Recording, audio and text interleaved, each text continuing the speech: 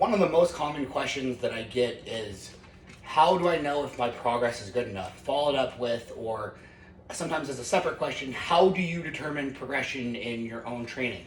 And when it comes to hypertrophy training, I do it a little bit differently than I did in the powerlifting days using RPE and workup sets and things of that nature. So what I do now is an offshoot of double progression. And most of us know what double progression is, but really quickly, let's just define terms. Double progression is when you start with a rep range, let's say 8 to 12, and you pick a weight that's going to put you at the bottom of that rep range. So let's say you're doing bench press. We'll say this person is doing 315 for 8 reps. Double progression works like this. You will stick with 315 on bench press and do that every session until you can get 12 reps. And once you can get 12 reps at 315, you increase the weight. Now, you might increase it to 325, 335. It depends on the exact rules of the program.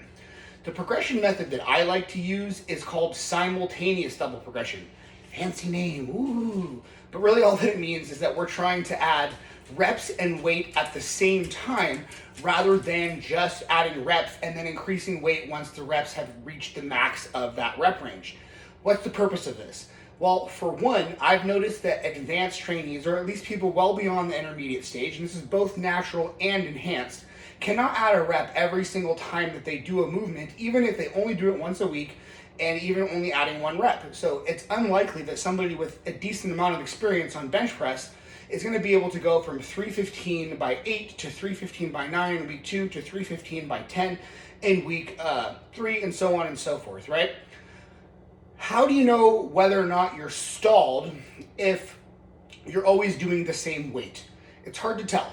So what I've noticed is that oftentimes more advanced lifters can need anywhere from 2 to 3 or maybe even 4 sessions before they break through and are able to add the next rep. So both for psychological purposes and to make it easier to tell when a real stall has occurred, I tried to figure out what is the equivalent of adding a rep every 3rd week if we were to add it by load instead of only waiting on reps. And the answer is it does sort of depend on the rep range. I'll put a chart up here, but as you can see, anywhere in that 5 to 12 rep range or so, it tends to be that adding 1 rep is equivalent to about a 2 to 3% increase in your 1 rep max. So above 12 or even really above 15, that drops down to more like 1% per rep. So if you are going to use double progression, maybe it makes more sense to use it in those higher rep ranges where each additional rep represents a smaller increase in performance.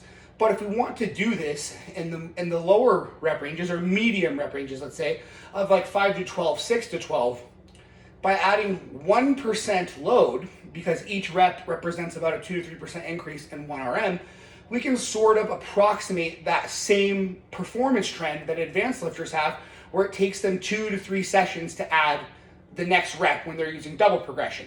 So with the example that I'm talking about, instead of doing, say, 315 every single week, you might do 315 for 8 in the first week, and then the next week you might do 317 and a half. And in week 3, you might do 320, okay? And in so doing, as long as you can match reps, both from a psychological perspective and from an ability programming standpoint to tell whether or not you've stalled, you have more clear data.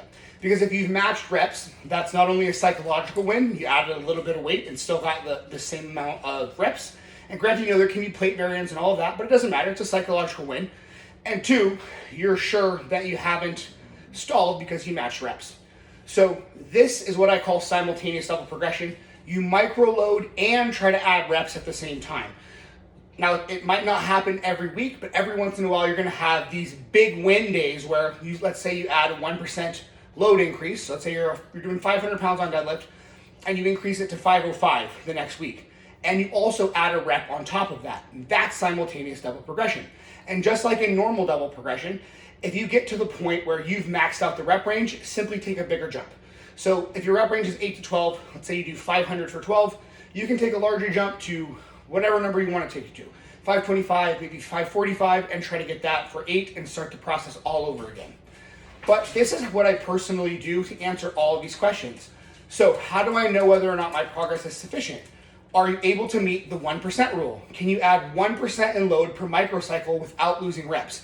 If so, that is sufficiently fast progress. In any universe, that's fast progress, right? Like if let's say you're training, there's 52 weeks in a year, and after deloads, after injuries, after being ill, let's say you train 40 of them. If you're a 500-pound deadlifter and you've successfully added 5 pounds 40 times, that's 200 pounds. By the end of the year, you're a 700-pound deadlifter. So no one can argue that this is too slow. If anything, it might be too aggressive. But when we're talking about hypertrophy training, you want to set a minimum standard for how fast you can progress, because this isn't powerlifting and there's no reason to specialize.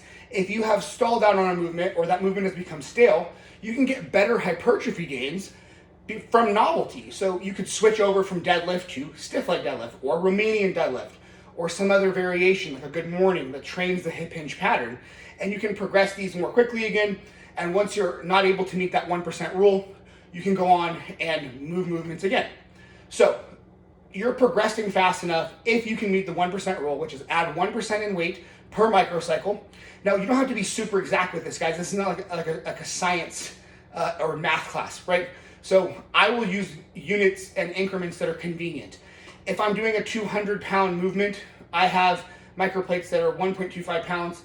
So I might go 200, 202.5, 205, so that I can hit normal weights. I'm not going to sit there and try to do super long decimal points or anything like that. But if you can add that roughly 1% load while maintaining reps, you're progressing at an awesome rate, and there's no reason to adjust anything. However, your progress will still be auto-regulated because you're adding reps at the same time if you can. And so doing, you determine your own rate of progress. In a deficit, you might only be able to do those 1% load increases. And in a surplus, you might do those 1% load increases and add some reps every now and again. So that's how I answer both of these questions. How do I know if I'm progressing fast enough? Do you meet the 1% rule? And how do I personally progress in my hypertrophy programming now? I use simultaneous double progression, which for those of you that remember Programming to Win and the Powerlifting to Win novice programs, I've been using that for 10 years now. It works just as well in hypertrophy training. All you got to do is increase the rep ranges a little bit to make sure that you're getting sufficient volume for hypertrophy. So there it is. If you have any question about the 1% rule or simultaneous double progression, let me know.